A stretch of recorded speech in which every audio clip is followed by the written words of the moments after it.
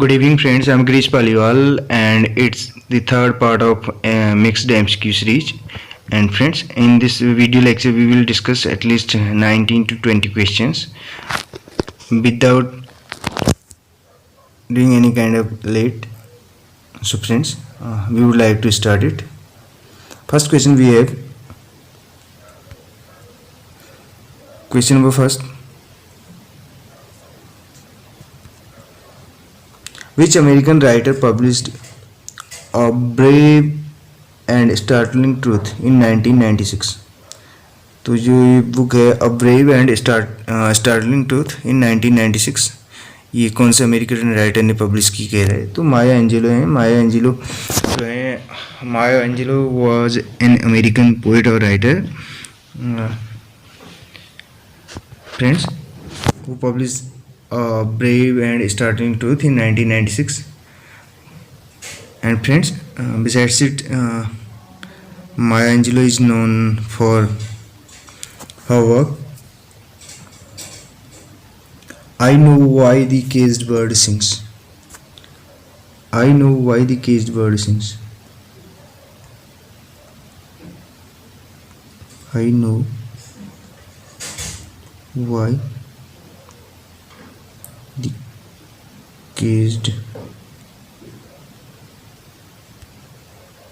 bird sings. कहने का मतलब मुझे पता है जो केज्ड बर्ड है वो क्यों गाता है। केज्ड बर्ड मीन्स यानी कि जो पिंजड़े में जो पक्षी जो कैद है वो क्यों गाता है। ये इनकी एक और बुक है जो कि बहुत फेमस है। Friends, now move on to next question. Question number 2. What is a poem called whose first letters of each line spell out a word? तो उस पोम को क्या कहते हैं जिसका पहला लेटर ऑफ ईच लाइन, हर लाइन का जो है पहला लेटर क्या करता है, एक न्यू वर्ड बनाता है। जैसे friends E N D, and means समाप्त, यानी कि हर एक लाइन में जैसे यहाँ पे हो गया ईस्ट से कोई वर्ड स्टार्ट है, ये लाइन कंटिन्यू है। एन से यहाँ पे सपोज हमें कुछ नियर नॉर्थ ऐसे करके कुछ लाइन दी हुई है, पहला वर्ड एन से स्टार्ट है, वहाँ पे जो दूसरी लाइन का पहला वर्ड है वो एन से स्टार्ट है, और थर्ड लाइन का पहला वर्ड जो है सपोज यहाँ पे डोमेस्टिक वगैरह कुछ दे रखा है हमें।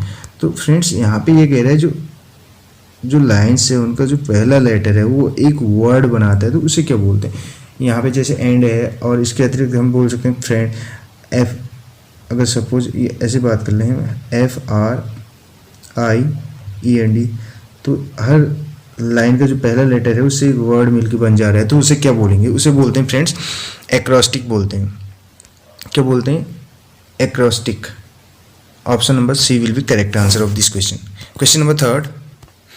What is a funny poem of 5 lines called? 5 line की जो पोम होती है फनी पोम, उसे क्या कहते हैं? सो फ्रेंड्स उसे कहते हैं लाइमरिक। क्या बोलते हैं? लाइमरिक। और जो क्वार्टेट होता है 4 लाइन्स का, सेक्सटेट 6 लाइन का। और पैलिंड्रोम क्या होते हैं? पैलिंड्रोम फ्रेंड्स एक हिंदी में भी आप लोगों को पता होगा, एक हम बोलते थे कि एक ऐसा वर्ड जिसको अगर हम पलट भी दें तो भी वो सेम रहे, जैसे नवीन। तो इंग्लिश में क्या होगा, जैसे नन करके, अगर इसका हम क्रम चेंज भी कर दें तब भी क्या होगा, नन ही रहेगा। कहने का मतलब उल्टा सुल्टा एक समान बोलते थे पहले, रिवर्स भी कर दें तो भी सेम रहेगा पहले और लास्ट लेटर, तो इसे पैलिंड्रोम बोलते हैं। इसके अतिरिक्त फ्रेंड्स एक और यहाँ पे एक इम्पोर्टेंट चीज़ और बताना चाहूँगा, इसी से रिलेटेड है, कुछ इसी से मिलता जुलता वर्ड है, एनाग्राम। एनाग्राम क्या होता है? एनाग्राम फ्रेंड्स वो होता है जिसमें क्या होता है कि जो हमारे पास एक कोई वर्ड है, यहाँ पे मैं बोल रहा हूँ रीड। क्या है? रीड वर्ड है। अगर रीड वर्ड से कितने हम ऐसे वर्ड बना सकते हैं जो मीनिंगफुल हों। रीड का तो मतलब है पढ़ना। अगर रीड से ही अगर हम इन्हीं लेटर्स को लेके किसी एक नए वर्ड की नए वर्ड को बना देते हैं और जो क्या हो मीनिंगफुल हो, तो वो क्या कहलाएगा, एनाग्राम। डियर, जैसे इसी में देखिए डी हमने लिया, ई ए आर, तो दूसरा क्या बना दिया हमने, डियर। तो इसको क्या बोलेंगे, एनाग्राम बोलेंगे। नेक्स्ट क्वेश्चन यहाँ पे हमारे पास है क्वेश्चन नंबर 4।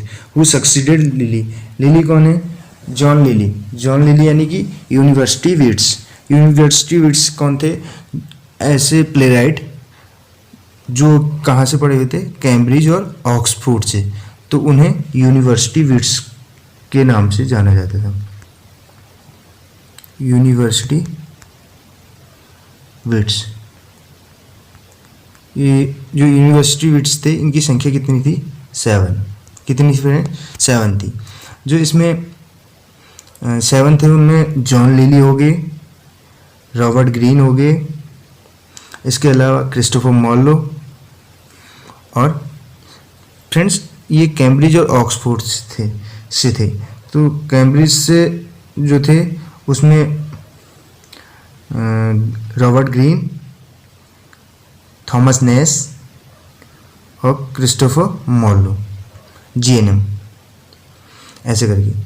और इसके अलावा जो ऑक्सफोर्ड से थे, ये तो कैम्ब्रिज से थे। ये कौन सी यूनिवर्सिटी से, कैम्ब्रिज से। ऑक्सफोर्ड से जो पढ़े थे उनमें कौन कौन थे, टॉमस लॉज बोल सकते हैं, जॉन लिली, और इसके अलावा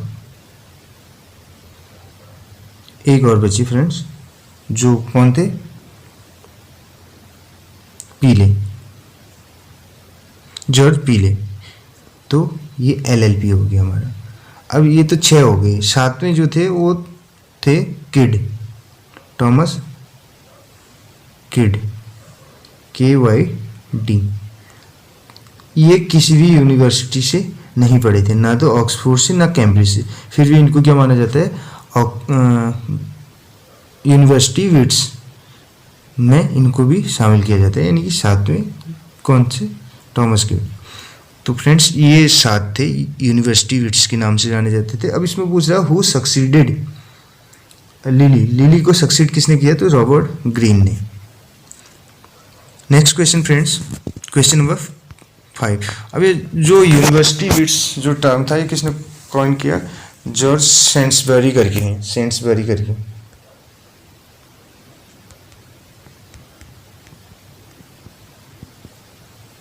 उन्होंने इस टर्म को कॉइन किया था, यूनिवर्सिटी विट्स को। Question number 5, which famous Shakespearean होगा फ्रेंड्स यहाँ पे, which famous Shakespearean play does the quote neither a borrower nor a lender be come from. तो फ्रेंड्स इसका जो करेक्ट आंसर है हेमलेट।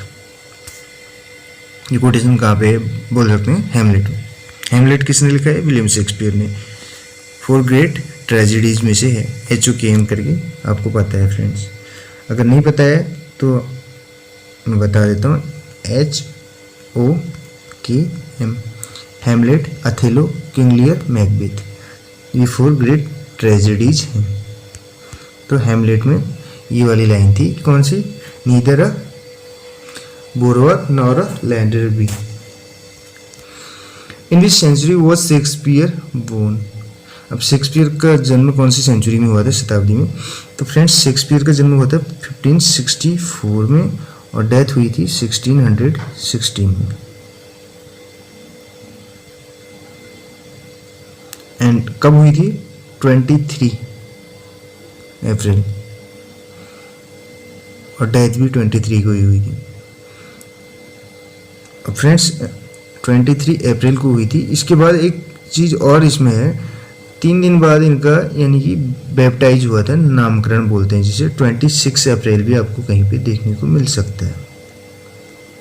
और इसी से रिलेटेड एक और चीज़ मैं यहाँ पे बताना चाहूँगा, 1564 में ही क्रिस्टोफर मॉर्लो का भी जन्म हुआ था। तो यहाँ पे 1564 का मतलब हो गया कौन सी सेंचुरी, 1564 में यानी कि 16th सेंचुरी में इनका जन्म हुआ था। ठीक है फिर, क्योंकि जैसे 1564 है तो उसको 15th सेंचुरी नहीं बोलेंगे, 15th सेंचुरी के बाद है ना 64 ईयर्स, तो यानी कि 16th सेंचुरी मानी जाएगी। जैसे अभी 2021 है तो इसको 20th सेंचुरी ना बोल के 21st सेंचुरी क्या माना जाएगा, 21st, तो ऐसे ही वहाँ पे 16th माना जाएगा। नेक्स्ट क्वेश्चन जो हमारा है, who is Mister Tench in the power and the glory, the power and the glory.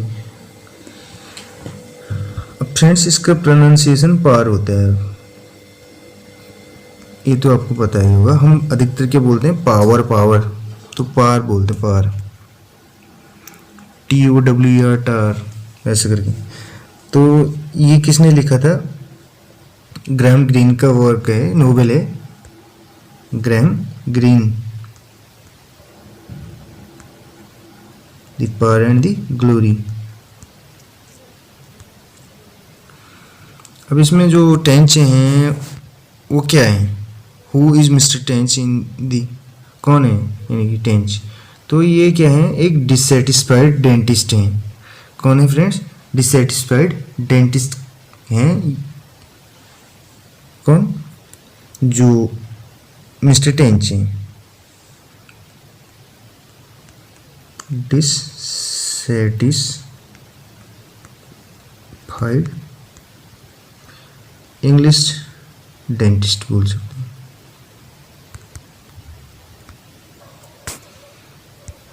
तो ऑप्शन यहाँ पे सी करेक्ट हो जाएगा। कहीं कहीं पे थीप भी दे रखा है, लेकिन फ्रेंड्स ये क्या थे, डेंटिस्ट थे, डिससेटिस्फाइड इंग्लिश डेंटिस्ट करके। Question number 8, who said Keats was a Greek, किसने कहा कीट्स वॉज अ ग्रीक करके, तो फ्रेंड्स कॉलरिज ने कहा था। कॉलरिज कौन सी सेंचुरी से, कौन सी एज से बिलोंग करते हैं आपको पता है, रोमांटिक।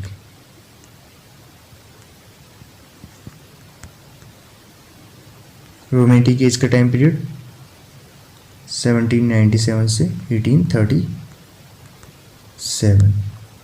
1798 लिरिकल बैले, आपको पता होगा फ्रेंड्स। और कॉलेज का जो पोम की बात करें, the rhyme of ancient mariner, famous है। इसके अलावा बायोग्राफिया लिटरेरिया, क्या है, बायोग्राफिया लिटरेरिया, लिटरेरिया 1817, जिसमें इन्होंने जो वर्ड्सवर्थ की डेफिनेशन है, कौन सी, poetry is the man speaking to man करके, उसको इन्होंने यहाँ पे क्रिटिसाइज किया हुआ है। ये कॉमन मैन की लैंग्वेज बताया था इन्होंने, तो उसको क्रिटिसाइज किया है यहाँ पे इन्होंने। इसके अलावा यहाँ पे इन्होंने फैंसी एंड इमेजिनेशन की बात करके, इमेजिनेशन में यहाँ पे 2 टाइप्स की इमेजिनेशन इन्होंने बता रखी है, प्राइमरी और सेकेंडरी। प्राइमरी इमेजिनेशन को तो एक कॉमन मैन की तरह बोल सकते हैं, और जो सेकेंडरी इमेजिनेशन है वो क्या है, उसको इन्होंने पोइट्स की लैंग्वेज बता रखा है, यानी कि क्रिएटिव लोगों की लैंग्वेज।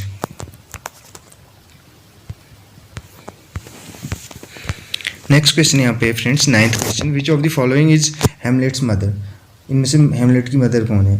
हेमलेट की मदर का नाम क्या था फ्रेंड्स, गर्ट्रूड था। तो अगला क्वेश्चन हमारा यहाँ पे, हेमलेट यानी कि जो विलियम शेक्सपियर का प्ले है उसमें हेमलेट की मदर का नाम, प्रिंस हेमलेट की मदर का नाम गर्ट्रूड था। Question number 10th, which of the following was Elizabeth known as, which of the following was Elizabeth known as, Elizabeth was known as stingy करके फ्रेंड्स, यहाँ पे option C.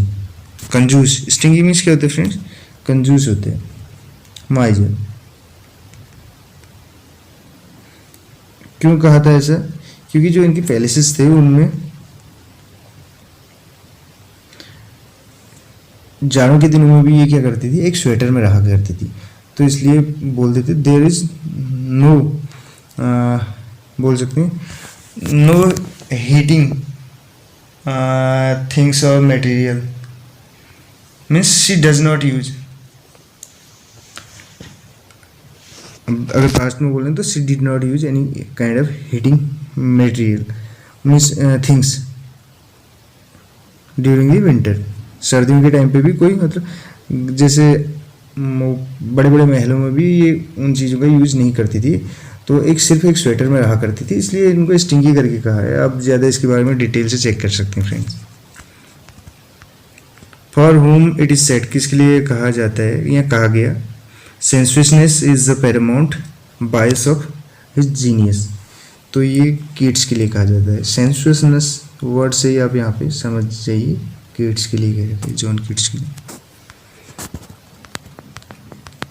Next word desert, desert places. Desert places is a क्या है? Poem है।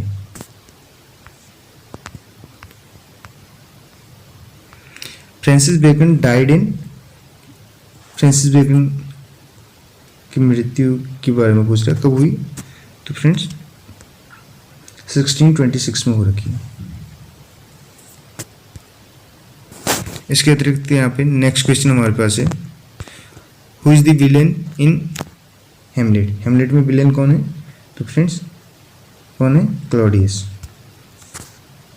Option C will be the correct answer of this question. Question number 15, which of the following poems by Tennyson is a monodrama. Monodrama कौन से है? Tennyson की जो poems हैं उनमें से, तो Maud. Option C correct answer हो जाएगा। मोनोड्रामा। मोनो मीन्स क्या होता है फ्रेंड्स? मोनोलॉग होता है, जैसे सिंगल, यानी कि मोनोड्रामा जिसमें एक ही व्यक्ति क्या करेगा, पूरे उसको वहीं पे एक्ट करते हुए, यानी कि कहानी को नरेट करते हुए उसकी एक्टिंग भी कर लेगा, इसी को मोनोड्रामा बोलेंगे। Moral choice is everything in the works of, Dickens के वर्क्स में होती है, चार्ल्स डिकिंस के वर्क्स। ये मॉरल चॉइस इज एवरीथिंग, सब कुछ होता है। मॉरल चॉइस को ही बेस बनाया मानते हैं कौन? Charles Dickens. Tale of two cities भी इनका वर्क है, जिसमें टू सिटीज कौन कौन सी होती है? पेरिस और London.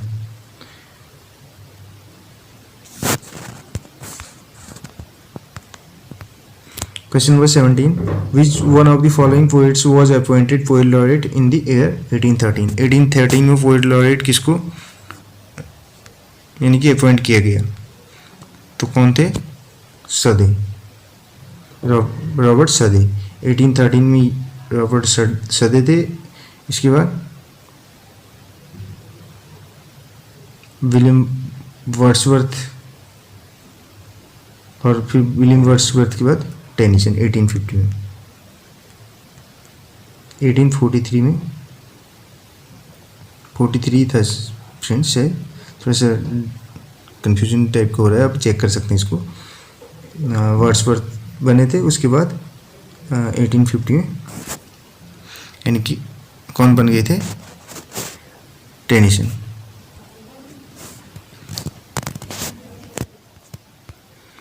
Who believed that poetry is the spontaneous overflow of emotions? Wordsworth ने कह रखी है, पोइट्री की डेफिनेशन इन्होंने दी थी, विलियम वर्ड्सवर्थ ने। Question number 19, which of the following is not a play by William Shakespeare. Shakespeare का प्ले नहीं है कह रहा है। शेक्सपियर का प्ले हम पता है मैकबेथ है, हेमलेट भी है, हेमलेट, मैकबेथ। डॉक्टर फॉस्टस जो है किसका है? क्रिस्टोफर मॉर्लो का है। क्वेस्ट फॉर नॉलेज करके आपको पता होगा फ्रेंड्स।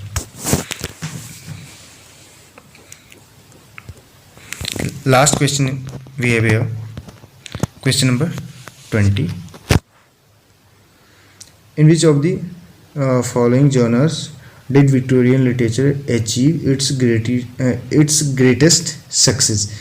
अब जो विक्टोरियन लिटरेचर था उसमें विक्टोरियन एज में हमें पता है कौन सा जॉनर था? नोवेल। तो फ्रेंड्स इसमें करेक्ट आंसर हमारा हो जाएगा कौन सा? Novel, option E. Victorian age का टाइम पीरियड क्या था? 1837 टू 1901। इस दौरान जो था नोवेल्स, ये बहुत ज़्यादा फेमस थे।